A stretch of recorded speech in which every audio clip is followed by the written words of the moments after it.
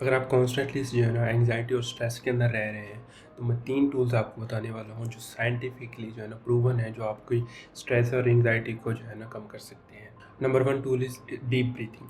Deep breathing properly scientifically इस time जो है ना स्टडी किया जा चुका है कि ये इंस्टेंटली जो है ना आपके स्ट्रेस को जो है ना कम कर देती है। इसमें आपको करना ये है कि आपने 2 दफ़ा जो है ना ब्रेथ इनहेल करनी है और 1 दफ़ा जो है ना अपने माउथ से एक्सहेल करनी है। मैं आपको वो जो है ना डेमो करके दिखाता हूँ। Show of hands. So you're going to do a big deep inhale through your nose until your lungs are full. So let's do that. So big inhale.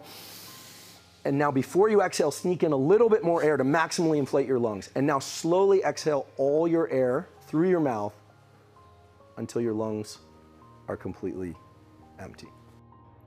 ये जब आप प्रैक्टिस करोगे ना 2 दफ़ा आपने सांस इनहेल करनी है और 1 दफ़ा जो है ना आपने एक्सहेल करनी है। इससे ये आपके हार्ट को जो है ना काफ़ी स्पेस मिल जाती है, जिससे वो पंप कर सकते हैं प्रॉपरली। इससे जो है ना आपका बेसिकली जब आप एंग्जाइटी स्ट्रेस में होते हैं तो आपका हार्ट बहुत तेज़ जो है ना बीट करने लग जाता है।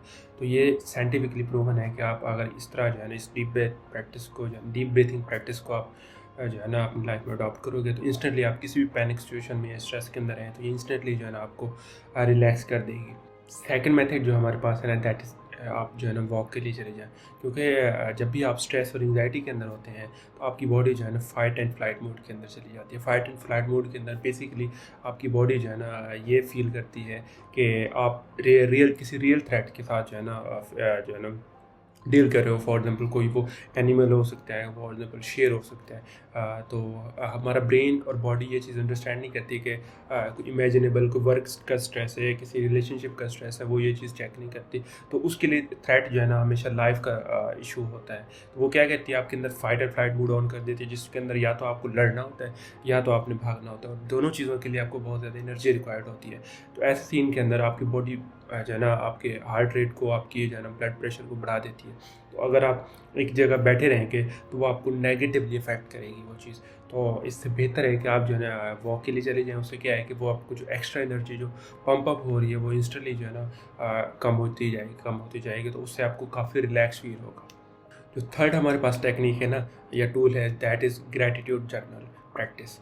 ग्रैटिट्यूड जर्नल प्रैक्टिस जो है ना हमारा दीन भी जो है ना हमें ये चीज़ कहता है, कुरान के अंदर भी है, और ये साइंटिफिकली प्रॉपरली स्टडी की जा चुकी है कि जो लोग ग्रैटिट्यूड प्रैक्टिस करते हैं उनका जो है ना ब्रेन पॉजिटिव थिंकिंग के ऊपर ज़्यादा प्रेफर करता है, एंग्जाइटी को काफ़ी जल्दी जो है ना डील कर लेते हैं। अब ग्रैटिट्यूड प्रैक्टिस जर्नल प्रैक्टिस क्या है, इसके अंदर जो है ना आपने 3 ऐसी चीज़ें डेली लिखनी है जो पॉजिटिव हुई है आपके साथ, जिसके लिए आप शुक्रगुज़ार हो।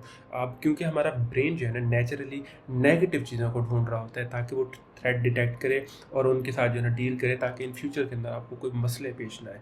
लेकिन क्योंकि ये नेचुरली ही जो है ना डिज़ाइन होता है नेगेटिव चीज़ें ढूंढने के लिए, तो हर सिचुएशन के अंदर नेगेटिव चीज़ ये ढूंढ रहा होता है।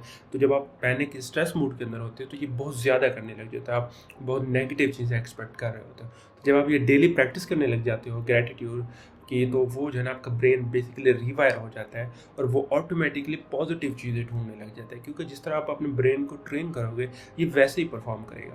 और जब पैनिक या स्ट्रेस की सिचुएशन होती है तो ऐसी सिचुएशन के अंदर जो है ना ये बहुत जल्दी आपको जो है ना हेल्प करता है अगर आप ग्रैटिट्यूड प्रैक्टिस करते रहो। इसके अंदर आपको क्या करना होता है कि इस तरह की जो है ना एक आपने डायरी ले लेनी है, जिसके अंदर आपने डेली 3 चीज़ें लिखनी है जिसके लिए आप ग्रेटफुल हो रहे हो। और वो ऐसी चीज़ें नहीं होनी चाहिए कि वेग कि मैं जो है ना इतने पैसे बना रहा हूँ, मैं जो है ना लाइक खुश हूँ, या मैं ऐसे जो है ना मेरे पास हर चीज़ है।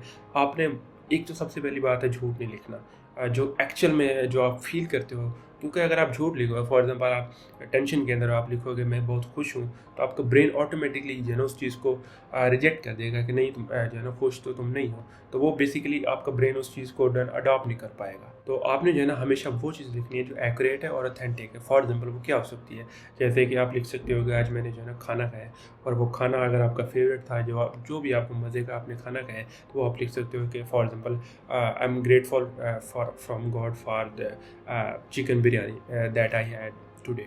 ठीक है, एक ये हो गई। अगर आप कॉफ़ी पसंद करते हो, चाय पसंद करते हो, आपने चाय पी है तो वो आप लिख सकते हो।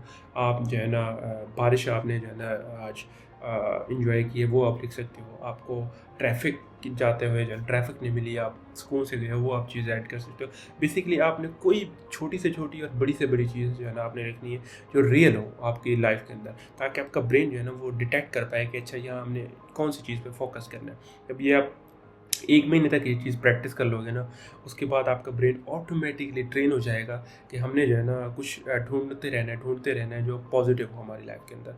तो जब आप किसी भी नेगेटिव सिनेरियो के अंदर होंगे, आपको कोई फाइनेंशियल स्ट्रेस है, रिलेशनशिप स्ट्रेस है, कोई और चीज़ आपके साथ लाइफ के अंदर जो है ना इश्यूज़ आप फेस कर रहे हो, तो इंस्टेंटली आपका ब्रेन जो है ना अडॉप्ट कर लेगा उस मेथड को कि अच्छा इस सिचुएशन के अंदर भी जो है ना मैं कौन सी पॉजिटिव चीज़ें ढूँढ सकता हूँ। तो जब आप ये 3 टूल्स जो है ना अप्लाई करोगे अपनी लाइफ के अंदर, इंशाल्लाह आपका स्ट्रेस एंग्जाइटी जो है ना बहुत कम हो जाएगा। और इसके रेलिवेंट आप मुझे अपने ओपिनियंस अपने कमेंट में बताएं, और अपने इसको अपने जो है ना दोस्तों के साथ शेयर करें, और इसको मेथड को टेस्ट करें। और कोई भी आपको कोई इशू हो इसके रेलिवेंट तो आप मुझे कमेंट के अंदर बताएं। इंशाल्लाह I will try to help you out.